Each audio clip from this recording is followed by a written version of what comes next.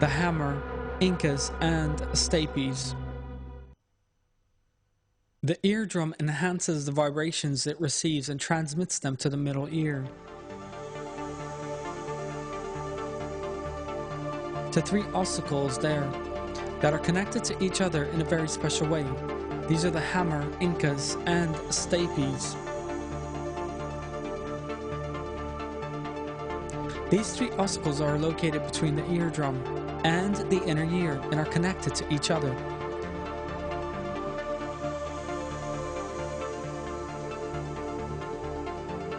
The eardrum pushes and moves the ossicles.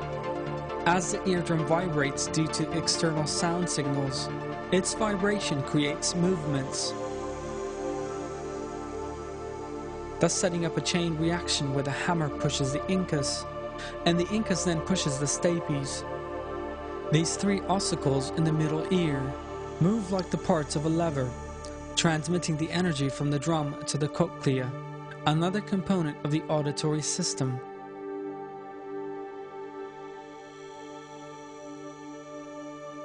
Allah created the three bones very specifically, with their shapes, length, and connections to each other, so that they can amplify sound by 30%.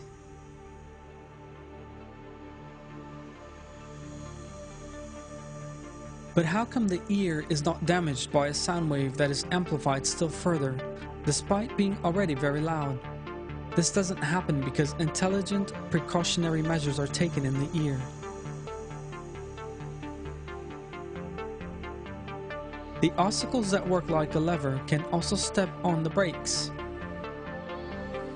This is intended to protect the sensitive internal structure of the inner ear from loud sounds. The middle ear has another buffering quality that it uses to reduce very loud sounds.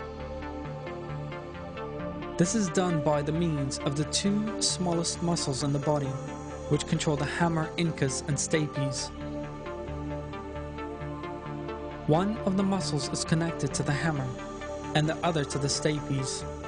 When a loud sound is made, the nerve impulse reaches the brain through hearing nerves, and the reflex goes into action. These two muscles are effectively woken up by means of the nerves.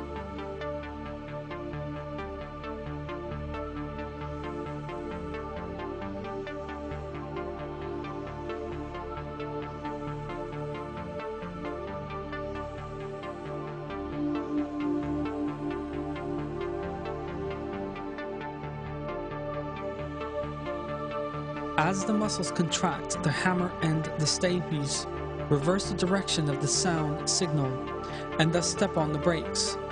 The sound reaching the inner ear is thus reduced. This reflex goes into action very quickly, in just a fifth of a second. These tiny muscles are not only fast, but also clever because they contract only when needed. If they contracted regardless of the intensity of the sound, they would reduce the intensity of normal sounds as well.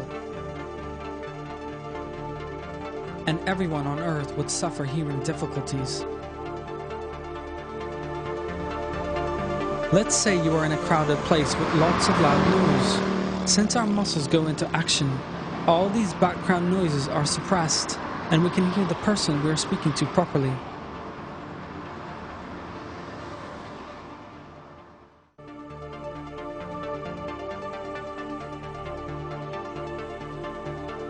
These muscles, the product of Allah's unique creation, are there for a very special purpose, because they will contract only when there are loud sounds that might damage the inner ear. The fact that there are such elaborate calculations and that there have been tiny structures flawlessly carrying out their tasks for millions of years shows that the ear is not the product of blind coincidences as claimed by evolutionists, but rather the product of the magnificent creation of Allah.